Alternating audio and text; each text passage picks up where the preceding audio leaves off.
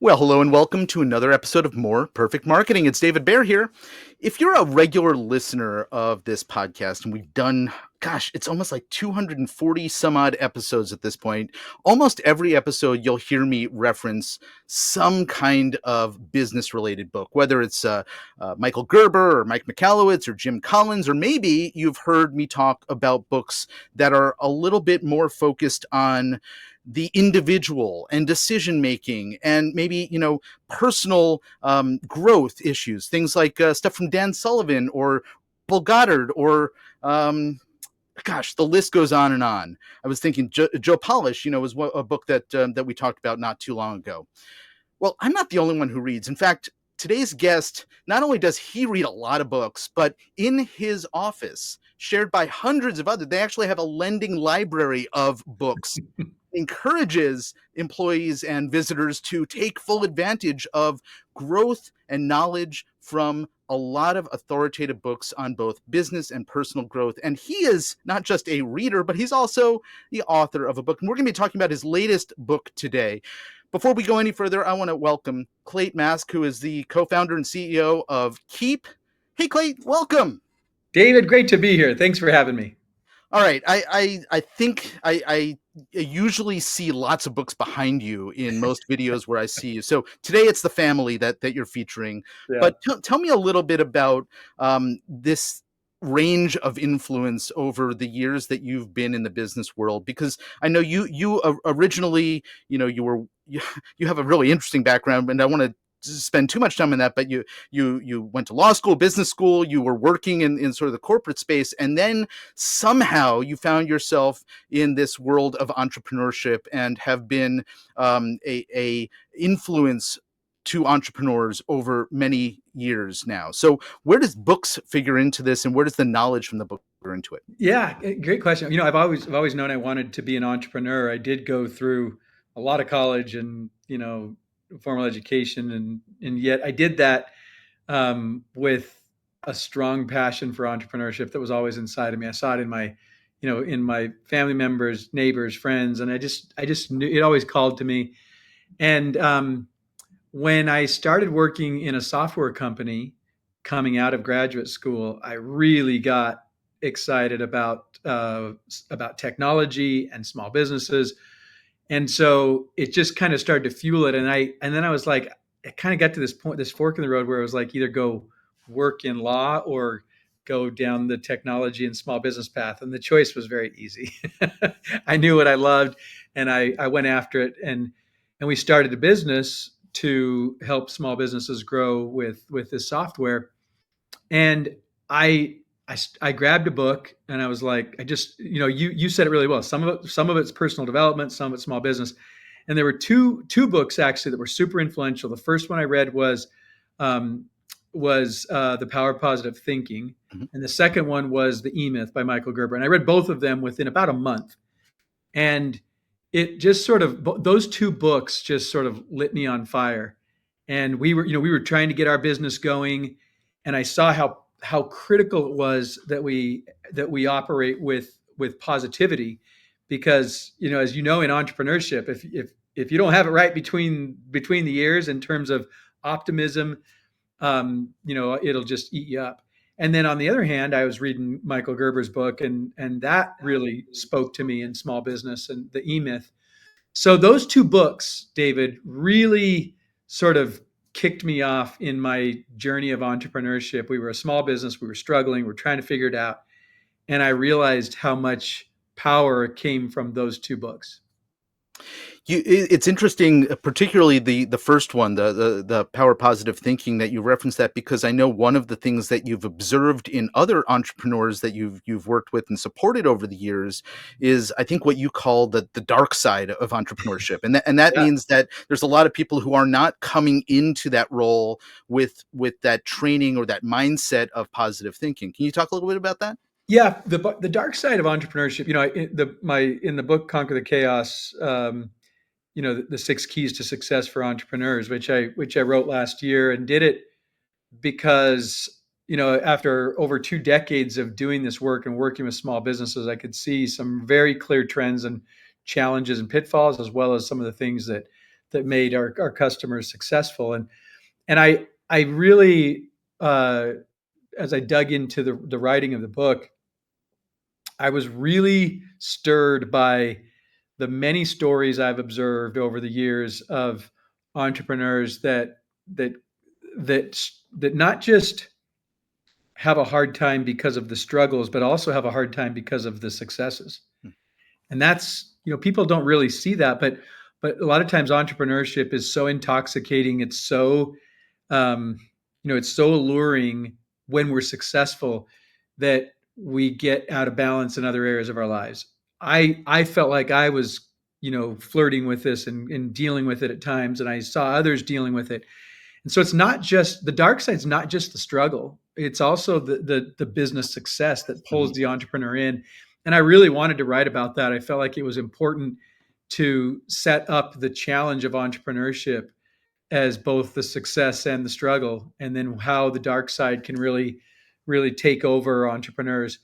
And so the dark side, it certainly comes at times because of a lack of knowledge and understanding, as you've called out.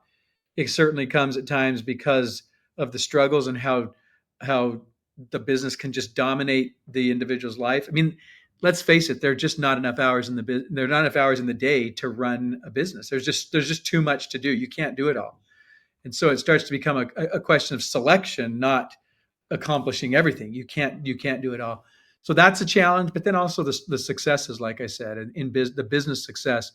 And I defined, actually, as I went through it, I defined, because the book is Conquer the Chaos, the 6 keys to success for entrepreneurs. Well, what is success? Let's decide what that is. And because there's such a strong pull on the business success, I wanted to really call out that I believe success for entrepreneurs it's very much about growth, but it's also very much about balance. And so I define small business success. I define success for entrepreneurs as balanced growth in your business and personal life that produces freedom, because that's what we really want. We want freedom, but we want growth. Of course, we want the time, the money, the control, the impact, all of those things. And so I spend some time in the first chapter saying, let's kind of level set and get clear on what we mean by success, because then we can have the conversation about the dark side of entrepreneurship and the chaos that comes from that. And then, of course, ultimately, now how do we avoid that? How do we accomplish this balanced growth in our business and personal lives? And that's the 6 keys to success. Well, so you said that you sort of kicked things off in your entrepreneurial life with those two books that really, I think, gave you an advantage, because you were looking at stuff that was incredibly useful at leapfrogging over some of the challenges that somebody might encounter or stumble upon on Yeah. their own. Over the years, I found myself, I was an accidental entrepreneur by Uh-huh. being downsized, not being able to find a job, and just creating income for myself. And there's plenty of people who've left corporate America or Yeah. a job to start something that they were passionate about. And I think we've seen a lot of that since the pandemic. People who are taking that opt in to the entrepreneurial life and lifestyle, or the imagined lifestyle that they find attractive, and may not have ever really thought about business systems, let alone the personal toll that it can take, or opportunities that you can put in front of yourself. I'd love you to walk through the 6 keys, but the one that I find the most intriguing of all of them is the third one, and so I want to spend a little bit of time there on rhythm, because Yeah. this is one that I don't hear discussed nearly as much as the other areas that you focus on. But would you introduce us to the Yes, six you keys? bet. So the 6 keys, because we want balanced growth in our business and personal lives, I set that up at the beginning of the book, and then it goes into the 6 keys. And the first 3 keys are about our personal lives, and the last 3 keys are about our business lives, and they all work together. But the 3 personal keys are: number one, mindset; number two, vision for our lives; and number three, rhythm of execution. Executing what? Executing our life vision. And so I'll talk about that third one. And I think you're right. That's the one that probably gets the least treatment out there. You hear a lot about mindset, you hear a lot about vision, although a lot of times vision is more on the business side than the personal side. And I'm a strong believer in the fact that if we don't establish a strong personal life vision that our business fits into, then the business will just take everything we've got. That's what it does. It ends up pulling everything. So So on the personal side, mindset, vision, and rhythm. On the business side, strategy, automation, and leadership. And so those are the six keys. And uh, the cool thing about them is when if you as long as you are um, mindful about it, you really can work on one to make all of it better. Every one of them will make the whole thing better. So those are that's the way I talk about it. Of course, as a let me I'll tell you just a little bit about each one of them so you understand why I've come to believe so firmly that these are the keys to success. Um, and there's lots of different things that people could focus on, but I think it goes without saying that when entrepreneurs don't have a mindset for success, it almost doesn't matter what their business is. It doesn't matter what their strategy is. It doesn't matter what it just if your mindset is not set for success. So it starts there, and then, like I said, a vision for your life that is well rounded. That actually Mhm. has So I break down the vision to say, look, this is about your identity, your purpose, your values, your mission, and your goals for life, and then how the business fits into the identity, purpose, values, mission, and goals. If we don't do that, we get so focused on the business strategy, work, vision that it sort of crowds out everything else. And so um, that's what vision is. And then rhythm is about the rhythm of execution is about getting into not just routines. Routines are good, but if we're not careful, they turn into ruts. Rhythm is actually a very energizing, exciting way of going about our lives and our life vision. And so I have a bunch of suggestions and recommendations for how people can set up their lives so that they are working at their life vision in an intentional way. It's really about designing it and then living that design through rhythm. Rhythm has a musical connotation. It has Mhm. actually a very energizing, inspiring, exciting way of being.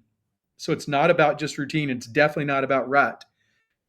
Rhythm is what we're after there, to where you just love life when you're doing it this way. You've intentionally set up a life vision, and then you love living that life in your rhythm of execution. So those are the personal.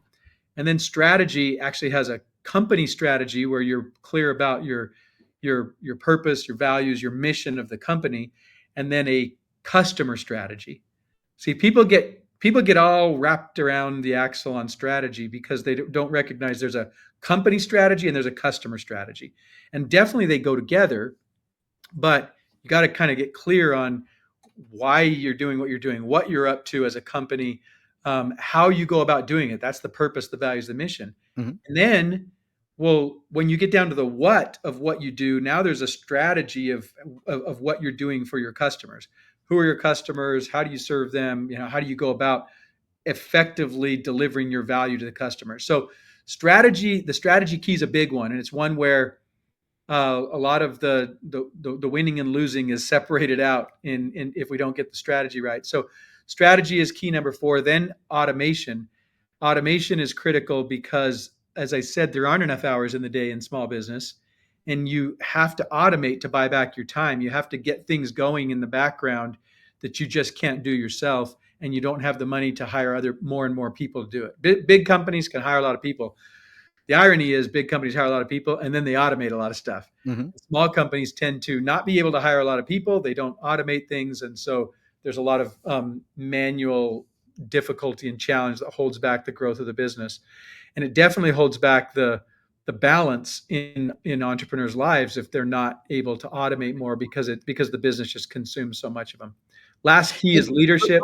before Yeah. you go to leadership, I've been watching videos of you for years talking about automation, and I think the immediate thing that everybody hears, and you know this, when they hear the word automation is technology is taking away the personal thing. So I'd love for you to, I mean, to give an example or two of where automation uh, helps save time, but also isn't like robotic, because that's Yes. something that I think people fear. Right, totally. And the thing is, I mean, small business is personal.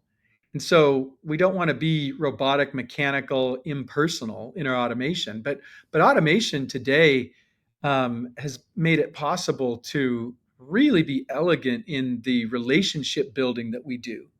And, so if you've got a customer strategy and you know how you want to follow up with customers and build relationship with customers and be there for them, then you can actually begin to automate that, and it come in a way that comes across very personally, it's very authentically, because you actually have thought through the strategy. You've thought through exactly how you want to serve your customers, and then you set it up in a way where it happens like clockwork, and you don't have to be the one doing all those communications. A really simple way to illustrate it is, well, let's imagine a new cut. I'll kind of illustrate it in a few different segments of the customer journey. When you first get a lead, if you have to do all of the follow up with that lead to turn them into a customer, whether that's through emails or texts or phone calls, if you're doing all that follow up, there are just not enough hours in the day. We know that on average a prospect needs to get the message 7 to 12 times before they become a customer.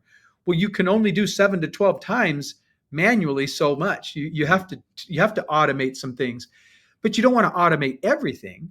So you can automate the initial touch point and then have a follow up happen that is a more personal one, and then a phone call follow up. But you can have a series of communications and touch points where you inject the right amount of personal touch and allow the system to be operating in the background. The way I liked, and then move it from like the lead generation and conversion to now the customer buys. Well, what happens after that? In most cases, we want to say, well, we have a real personal touch, but we get so busy that we can't do the personal touch.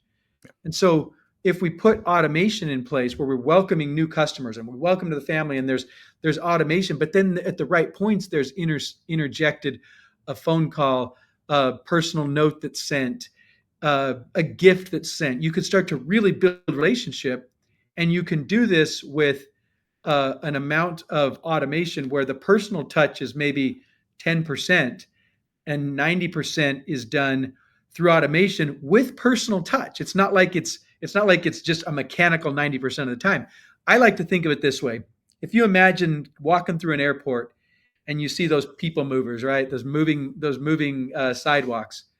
Well, you can't just have everybody moving walking through there. Imagine your customer journey being like a moving sidewalk, and they come into your business and they set foot on that, and they start moving forward in an automated way, but it's enjoyable to them. It feels good to them, and you're not right there holding their hand pulling them along. They're moving, and the automation is like the belt beneath it that's just moving along and making it all happen in a very seamless way with the right amount of personal interaction and the right amount of touch.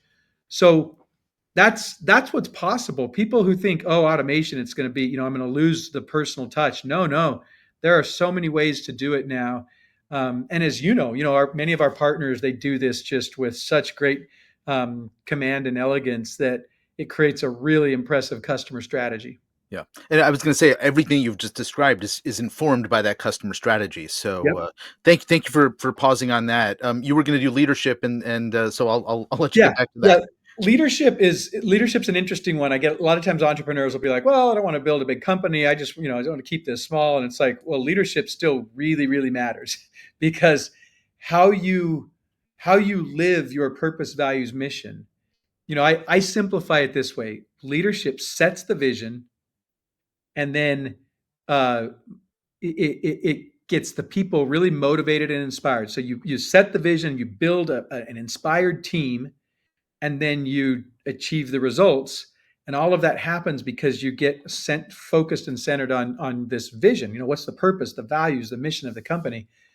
And you say, well, okay, I'll set the vision, do my purpose, values, mission, where I'm going, what we're up to, but I don't need to go build a big team. Well, you have a team, whether it's, even if you're a solopreneur, you've got contractors you'll work with, you've got customers, you've got prospects, you've got people. How are you attracting them to what you do? So leadership is important no matter how big the team is. The bigger the team, the more important it gets. But I would say that even if you are a leader of one and that one is yourself, Hmm. you need to learn to lead well. Otherwise, the business will take you over. And I just see this all the time. People lose their passion, their energy, their fire, and they start to get out of fall out of love with their business because they weren't practicing the principles of leadership. And they thought, well, I don't have to lead because it's just me. Oh no, we must lead ourselves. And as we teach our people, everyone is a leader of one. Yeah. This actually brings us perfectly right back to the concepts behind rhythm and how to apply some of the things that I think you teach about rhythm, particularly how to structure and organize time and how to be intentional about the activities you're engaging in. And I Yeah, think that helps support some of the leadership stuff that you've just described. yeah, that's right. That rhythm, especially on the individual side, is about um, the fact that if we are not intentional and if we do not design what we want in life through our calendars, right? That you there's an old saying that says you can tell what people value by looking at their calendars and their bank accounts, right? And so if you look at how we spend our time and our money, we can see what's going to happen. Well, uh, it's almost like a little crystal ball of what's going to happen down the road. Well, let's look at the calendar and let's look at the bank account, and we're going to know what's going on and what's going to happen down the road. So, in rhythm, what we wanting to do is we want to design the way we spend our time, the way we invest our energy to accomplish the life objectives that we have. It's really funny because I go through it. It kind of comes down to some goal planning principles and how you actually do that. We've all heard of smart thinking. You set goals with specific, measurable, achievable, relevant, time bound. And I say in the book, smart with an exclamation point. That exclamation point is the energy, it's the excitement, it's the enthusiasm that makes our smart goals happen. Because what I've learned over the years in myself and watching entrepreneurs is we accomplish what we're really fired up about. Hmm. And so there's an old book from many, many years ago. One of the great thinkers, a guy named Neville Goddard, that said, "The feeling is the secret." And it's a little part of the genre of personal development that tapped into the energy that we have and the way that we go about our goals with a feeling. And I have found this to be so incredibly true that when we feel excited and energized about our goals, they play out. Yeah. It's when we start to lose that. So you do smart thinking, smart with an exclamation point of the energy. And then there's a couple of other principles that I'd share in terms of the rhythm.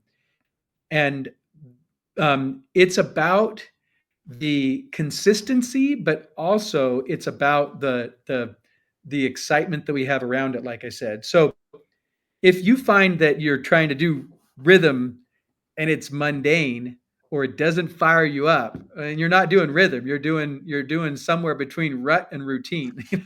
And I say all the time, look, rut is in the word routine, Hmm. and if we're not careful, routine turns to rut.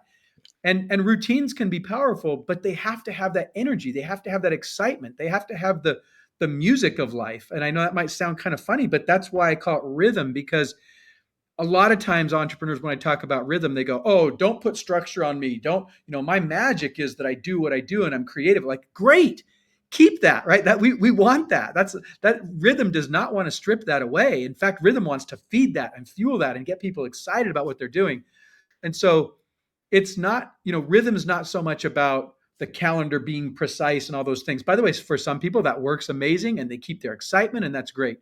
For other personalities, they need a little more, they need more serendipity, and they need a little bit more spontaneity, and they need a little bit more spice to the life, with lots of variety. That's fine too. You can plan, you can design that too. And so, however you work as an entrepreneur, I believe that rhythm will enable you to create a consistency that leads to success. And I say that very carefully so that people don't hear constraint. I'm not trying to constrain you. Hmm. I want you to be you and alive and all those things. But what I have found is this: if people will practice what I call the three transformative habits within the rhythm, it is incredible. And these three transformative habits, sometimes people will buck against them, but I've just seen how true this is in studying success. And the three transformative habits that I encourage people to incorporate into their rhythm are: number one, wake up early. And I'm not prescribing what time that is. The idea is get going on the design of your life before the rush of the world catches up to you.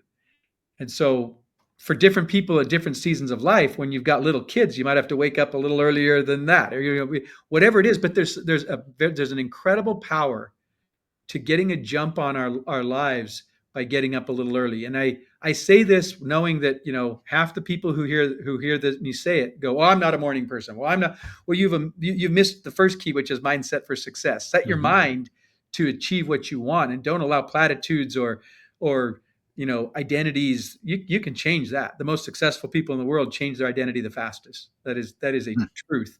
By the way, that comes from Dan Sullivan. You mentioned in his book, 10x is easier than 2x, with Ben Hardy.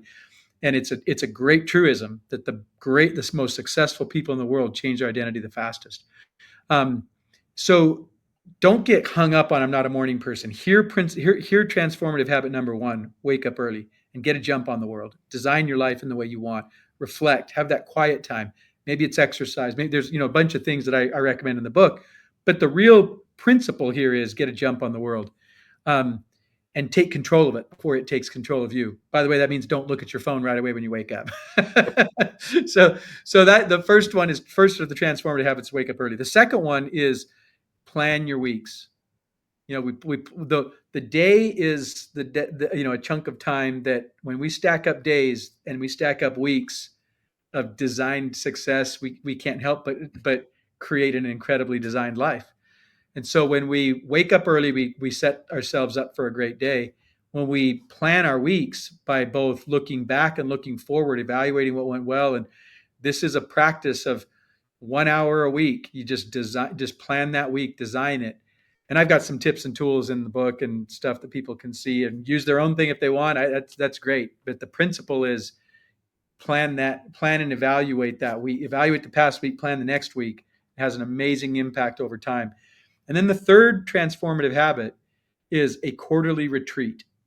And there is something absolutely magical about every quarter getting away from life, taking a big step back, evaluating your life vision, which both has the personal side as well as your how the business fits into it, and really seeing the big things that you want to accomplish, and then figuring out how to design them plan them into life. So it's sort of a quarterly version of the weekly, where you're looking back and then you're looking forward. I actually learned this principle from Dan Sullivan and Strategic Coach. I started practicing this 15 or 20 years ago, and I became so enamored by the results of what happens when we take a step back and we study our lives, the past quarter, and what we want to accomplish in the next quarter. And that period of 90 days, there's something magic about it. It's a small enough chunk of time that we can actually kind of get our brains wrapped around it and stay focused and do some things. But it's a big enough chunk of time that we can accomplish some big things. And so I've learned the magic of 3 months and then the magic of a big 3-year plan for the same principle. Both time periods, for different reasons, give you the ability to keep your feet on the ground and allow you to get your head in the clouds in a good balanced way. I heard you talk about a personal trick that you have, which is to change your environment. You said something about like going to high up places, Oh yes. and so I mean, it's obviously you're removing yourself from your regular environment, but what else is the magic behind Yeah. that? So part of it is getting out of your normal routines, your normal stuff. So getting out of your environment, that is part of it. For me, and what just to kind of double down on that, what we want to do is we want to establish in these quarterly retreats. I use retreat for a reason, because you want to get away from everything. Um, the setting the environment is crucial, like you just said, David. And so the why of that is that it triggers different chemicals in us. It opens up a different part of our brain, and it infuses us with a different energy in terms of the chemicals. This is scientific. It's proven. It's very clear. I've seen this over and over and over in my own individual planning and my team's company planning. We go do a quarterly retreat and get off site, get away, go to a different place that inspires a new kind of thought, a new kind of creativity, and it's incredible what happens. So For some people, getting into nature does that. For some people, music does that, a certain kind of music. For some people, um, journaling and writing. There's lots of ways to do this, but what we're trying to do is turn on inspiration, Mhm. and that happens by disconnecting from the phone, disconnecting from technology, um, disconnecting from all the normal interruptions to our brain and our spirit, and getting us into a place where we can actually envision some things differently and create differently. So that's what it's about. That's why the environment is so important when we do the quarterly retreat. By the way, there's a mini version of this when you do the weekly retreat, but it's incredible how environment driven we are as human beings, and Mhm. we do it without even realizing it. It just sort of happens to us. And so that's the magic and the power of setting the environment for the quarterly retreat. I appreciate the words in their habit and consistency, and obviously the structure that you've created here can help somebody create those habits and consistency around them. I heard the subtle chime in the background telling us that our time together is up, and I know you have other things that you need to be moving on to. Before you go, I know that you had something for our listeners who are interested in learning more about the stuff that you're doing. We'll also, of course, have a link to where people can find the book. Yeah. So what have you got? So you bet. They can go to conquerthechaosbook.com, conquerthechaosbook.com, and there are a bunch of resources there, free resources, about the 6 keys to success. If they want to dig in on customer strategy and automation, which is what we do at Keep to help them buy back their time and create an amazing strategy for their customers using automation, what they can do is go and find out, well, where are the leaks in my bucket? Where are the problems where the time and money is leaking out, that we want to plug up those leaks with automations. And the way you do that is you identify your customer life cycle and where the leaks are. And we have some tools to help them do that. They can go to keep.com/playbook. Keep.com, that's keap.com/playbook. And that's where they can get resources on learning how to plug the holes in the bucket and get the magic of automation working in their business. Oh, brilliant. Well, we will, of course, have both those links in the show notes. Clate Mask, thank you so much for your time today. I know it's been a busy period for you, and I appreciate you making time for us. David, thanks so much. Great to be with you. Love serving entrepreneurs and helping in any way I can. Appreciate your partnership and all you do to serve small businesses and help them to grow. And my message always: keep growing. But folks, you've been listening to More Perfect Marketing. If you know somebody who could benefit from listening to the conversation you just heard, please send them our way. Until next time, I'm David Baer. Bye bye.